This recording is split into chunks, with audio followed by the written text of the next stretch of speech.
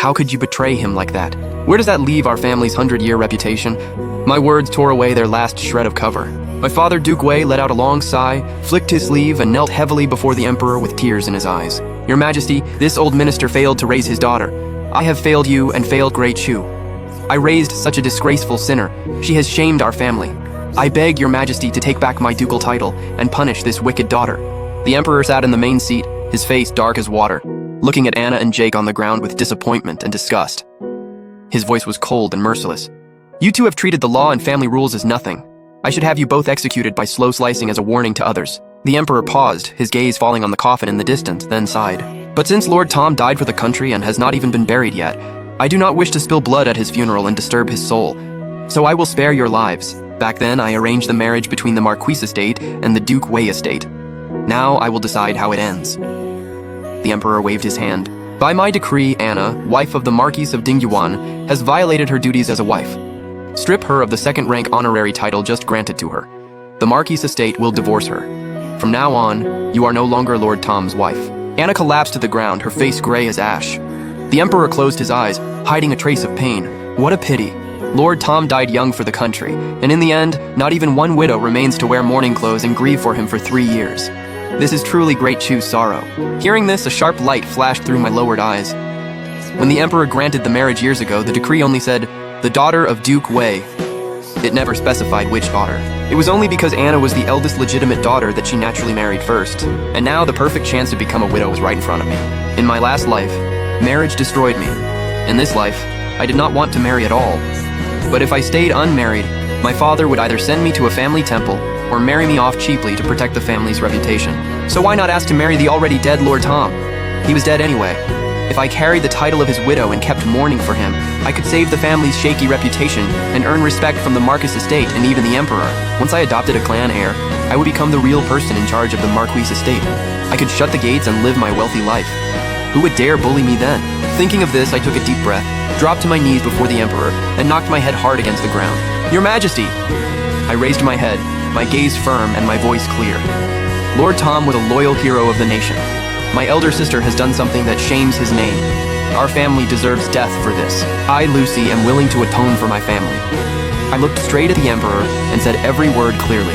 I am willing to marry in my sister's place as Lord Tom's widow, marry the Marquis of Dingyuan, wear mourning clothes for him, and observe the full mourning period. What? The moment I said that, not only the officials, but even the emperor and empress cried out in shock. The empress looked at me in surprise, as if she were looking at someone completely insane. Miss Lucy, have you thought this through? Lord Tom is already dead, and not even his body remains. If you marry him, you will be marrying a memorial tablet. For the rest of your life, you will live alone, keeping widowhood. I bowed deeply again, my back straight. I am willing. Lord Tom died for the country. He was loyal, brave, and a true hero.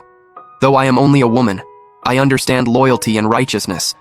I am willing to remain faithful to him for life and never stain his name. I turned to look at the old madam of the Marquis estate, whose face was covered in tears. If the Marquis estate agrees after I marry in, I am willing to choose a bright child from the clan, adopt him as heir, raise him well, and continue Lord Tom's family line. I will not let a hero's legacy end. The Empress's eyes reddened. She was deeply moved by my righteous words. She turned to my father, who was kneeling nearby. Duke Wei, it seems not everyone in your family is shameless. Miss Lucy's loyalty and courage make her a model for women everywhere. A trace of approval and comfort flashed in the Emperor's eyes. He nodded heavily, clearly pleased. Good. Very good. What a loyal and righteous young lady. If Lord Tom knew this from the afterlife, he would be comforted. Someone, prepare the decree. The Emperor stood and announced loudly. Lucy, daughter of Duke Wei, understands righteousness and is loyal and admirable. She is hereby granted the title of third-rank Lady Hezen, betrothed to Lord Tom, Marquis of Dingyuan, and rewarded with 1,000 taels of gold, 100 acres of fertile land, and an imperial chastity arch. The decree was read aloud on the spot, echoing over the city gate. Everyone stared at me in shock. At that moment, I replaced Anna and became the center of everyone's attention. She relied on acting and lies, while I relied on open, proper planning. The white mourning clothes on Anna were ruthlessly stripped off by several strong old maids. With her hair loose and messy, she pointed at everyone and was dragged away in complete disgrace. Following the old madam's orders, she was sent straight back to the ancestral hall to be locked up and await punishment. As for me, with the palace maid's help, I changed into the full mourning clothes reserved for the lawful wife. With a clean face and bare hands, I solemnly held Lord Tom's memorial tablet. Then I walked steadily to the very front of the wedding procession. The people of the city had been gossiping about Anna's scandal, but now they saw me, an unmarried young woman, step forward for righteousness and carry the tablet through the wind. Everyone was moved. On both sides of the road, countless people silently knelt, tears falling on the spot. Lord Tom's spirit can rest now. With such a worthy wife, he can close his eyes in peace. Lady Hezen is truly righteous. I stood at the front of the procession as the cold wind blew through my hair. With red eyes, I gently wiped away the tears I had prepared long ago. My voice was mournful and loud. Bring my husband home.